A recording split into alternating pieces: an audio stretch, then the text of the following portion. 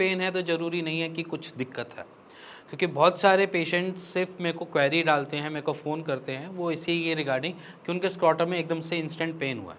देखो, सबसे पहली चीज़ जज करने की ज़रूरत होती है कि इंस्टेंट पेन हुआ कैसे। कोई इंजरी हुई है, या बाइक पे बहुत लंबी राइड की है, या फिर बड़े लंबे टाइम तक खड़े रहे हो, तो कभी ना कभी क्या होता है कि टेम्परेचर ना मेंटेन होने की वजह से स्क्रॉटम जो है वो थोड़ा सा हैंग मोड पे आता है, और हैंग मोड पे आने के बाद कभी ना कभी पेन स्टार्ट हो जाता है।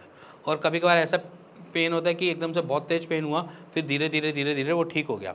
अगर ये आपको पेन जो है एक बार ही हुआ है, फर्स्ट टाइम हुआ है, और ज़्यादा टाइम या फ्रिक्वेंटली नहीं है वो पेन, तो इतना जज मत करो कि वो उसमें कोई प्रॉब्लम ही है, आपके स्क्रॉटम में या आपके टेस्टिकल्स में कोई प्रॉब्लम हुई है। आप सिर्फ हाल फिलहाल में अगर पेन है तो उसको रिड्यूस कैसे करना है वो टिप मैं इसमें देने जा रहा हूँ, कि अगर आपको इंस्टेंट पेन हुआ है तो वहाँ पर आइसिंग करने की रिक्वायरमेंट है। वहाँ पर थोड़ा सा आइसिंग करोगे तो उसमें पेन में रिलीफ हो जाएगा। और उसी के साथ एक एक्सरसाइज जो मैं हमेशा वेरिकोसील के पेशेंट या हर एक पेशेंट को बताता हूँ जिनको स्क्रॉटम में पेन मिलता है, वो एक बारी आप घर पे बैठे कर सकते हैं। उसका डिस्क्रिप्शन में मैं लिंक डाल दूंगा, आप जाकर चेक कर सकते हैं वो एक्सरसाइज कैसे करनी है।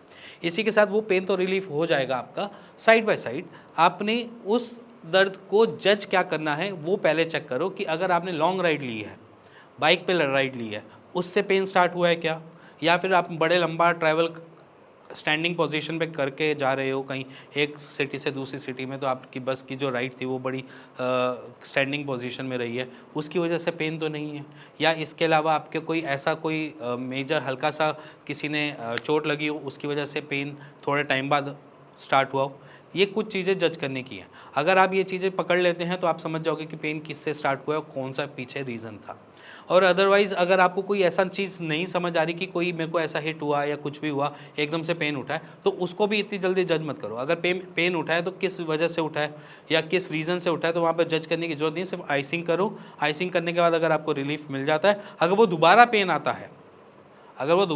आता है, महीने के अंदर, 2 महीने के अंदर फिर दोबारा दर्द आता है, फिर जाकर अपना एक टेस्ट करवा लो, जिससे हम यूएसजी स्क्रॉटम कह देते हैं या कलर डॉपलर स्क्रॉटम कह देते हैं, जिसमें ये क्लियर हो जाएगा कि आपको जो दर्द आ रहा है वो किस रीज़न से आ रहा है। उसमें आप जज भी कर सकते हो कि पेन का जो इनिशिएट है या पेन जो आपको हो रहा है वो किस वजह से इनिशिएट हो रहा है। तो वहाँ पर आप पहले पेन से ना जज करो, बल्कि 2-3 बारी हो चुका है या 2 बारी पेन आ चुका है, तब जाकर उसको जज करो कि वो दिक्कत कहाँ से अराइज़ हुई है। और अगर आपको कुछ समझ नहीं आ रहा तो अपने आसपास के डॉक्टर से एक बारी कंसल्ट कर सकते हो और उस पे काम कर सकते हो। हाँ, अगर आप वहाँ पर पेन किलर खा रहे हो, समझ लीजिए कि आपको एक बारी पेन आया, उसके बाद आपको दोबारा पेन आया और आपको पेन किलर दी जा रही है और आप पेन किलर खा रहे हो जिसकी वजह से सप्रेस है पेन, तो वहाँ पर भी एक बारी आप टेस्ट करवा लो कि अंदर दिक्कत क्या आ रही है। और इसी के साथ अगर आपको पेन हो रहा है, आपको कंसल्टेशन चाहिए, तब भी आप नीचे दिए हुए नंबर पे मेरे को कॉल कर सकते हैं, मेरी टीम से बात कर सकते हैं और उसका एक राइट सॉल्यूशन भेज सकते हैं। इसी के साथ मिलेंगे नेक्स्ट वीडियो में, तब तक के लिए नमस्कार।